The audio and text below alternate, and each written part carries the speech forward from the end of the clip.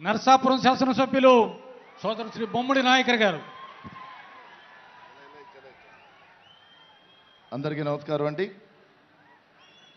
మరి మనందరి ఆరాధ్య దైవం, మనందరి ప్రియతమ నాయకులు శ్రీ కొణిదెల పవన్ కళ్యాణ్ గారికి, అదేవిధంగా ఈ కార్యక్రమానికి ఇచ్చేసినటువంటి జనసేన పార్టీ కుటుంబ సభ్యులందరికీ కూడా మరి ప్రతి ఒక్కరికి కూడా పేరు పేరు హృదయపూర్వక ధన్యవాదాలు తెలియజేసుకుంటున్నా. మరి ఈ రోజున మన నరసాపురం నియోజకవర్గాన్ని నుంచి ఒక శాసనసభ్యునిగా నాకు అవకాశం కల్పించడమే కాకుండా, నేను ఒక చిన్న మత్స్యకార సమాజ వర్గాల నుంచి వచ్చాను. నన్ను నరసాపురం నియోజకవర్గం ఒక ఎమ్మెల్యేగా చేశారు.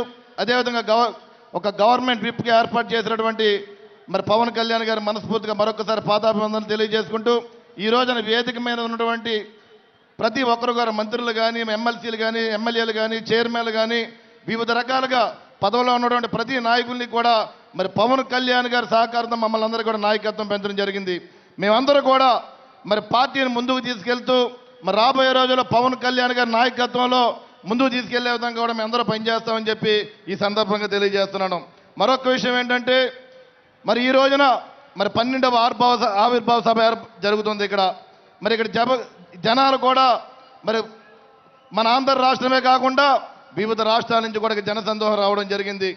ఏదైతే 3 ఇక్కడ ద్వారాలు ఏర్పాటు చేశారో వాటికి నామకరణం కూడా, ఒకటి డొక్కా సీతమ్మ ద్వారం అని చెప్పి, అదేవిధంగా బాబు గారిని నామకరణం చేయడం, మరొకటి ఏంటంటే మత్స్యకార ముద్దుబిడ్డ అయినటువంటి కీర్తిశేషులు మల్లాడి సత్యలింగ నాయకర్ గారు నామకరణం చేయడం కూడా మత్స్యకార సోదరులందరూ కూడా అది ఒక మంచి అదృష్టంగా భావిస్తూ, మత్స్యకారులకి పక్షపాత ఎవరైనా ఉన్నారంటే అది కొణిదెల పవన్ కళ్యాణ్ గారు అని చెప్పి ఈ సందర్భంగా మేము తెలియజేస్తున్నాం.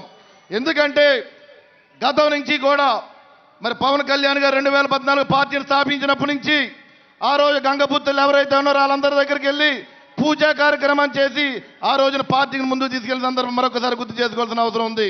మరి 2019 ఎలక్షన్ తర్వాత మరి ఆ రోజున మత్స్యకార గ్రామాలన్నీ పర్యటన చేసి, ఏదైతే ఆ రోజు దుర్మార్గపు ప్రభుత్వం జగన్మోహన్ రెడ్డి ప్రభుత్వము 217 జీవోని తీసుకొచ్చి మత్స్యకార కుటుంబ సోదరులు నష్టపోయే విధంగా ఆ రోజున జీవోసభను తీసుకురావడం, మరి ఆ రోజున పవన్ కళ్యాణ్ గారు నరసాపురంలో మత్స్యకార అభ్యున్నత సభ ఏర్పాటు చేసి ఆ రోజున మత్స్యకార సోదరులకు భరోసాగా ఏదైతే 217 జీవోని రద్దు చేస్తామని చెప్పి ఆ రోజున చెప్పడం జరిగింది. మరి ఈ రోజు 2024 ఎలక్షన్స్ లో ఈ కూటమికి అధికారులు రావడానికి ముఖ్య నాయకుడు పవన్ కళ్యాణ్ గారు. మరి ఏదైతే ఆ రోజున చెప్పారో 217 జీవో కోసం మరి అధికారం వచ్చినట్లే 217 జీవోని రద్దు చేసి పవన్ కళ్యాణ్ గారు అని చెప్పి సందర్భంగా గుర్తు చేసుకోవాల్సిన అవసరం ఉంది. ప్రతి మత్స్యకార సోదరుడు కూడా మరి ఇందాక చూశారు, ఒక ఏవి మత్స్యకారులు కూడా వారి జీవన విధంగా కానీ పవన్ కళ్యాణ్ గారు ఏ రకంగా స్నేహపూర్వకంగా వారందరితో ఉన్నారో ఇందరు వీడియో కూడా మనందరూ చూసాం. రాబోయే రోజుల్లో ప్రతి మత్స్యకార సోదరుడు పవన్ కళ్యాణ్ గారు వెంటే ఉండి జనసేన పార్టీ కోసం నిరంతరం పనిచేయాలని చెప్పి మనస్ఫూర్తిగా తెలియజేసుకుంటూ ఈ కార్యక్రమానికి అవకాశం కల్పించినటువంటి పవన్ కళ్యాణ్ గారు మనస్ఫూర్తిగా మరొకసారి ధన్యవాదాలు తెలియజేసుకున్నాను. Thank you sir. తాడేపల్లిగూడెం శాసనసభ్యులు గౌరవనీయులు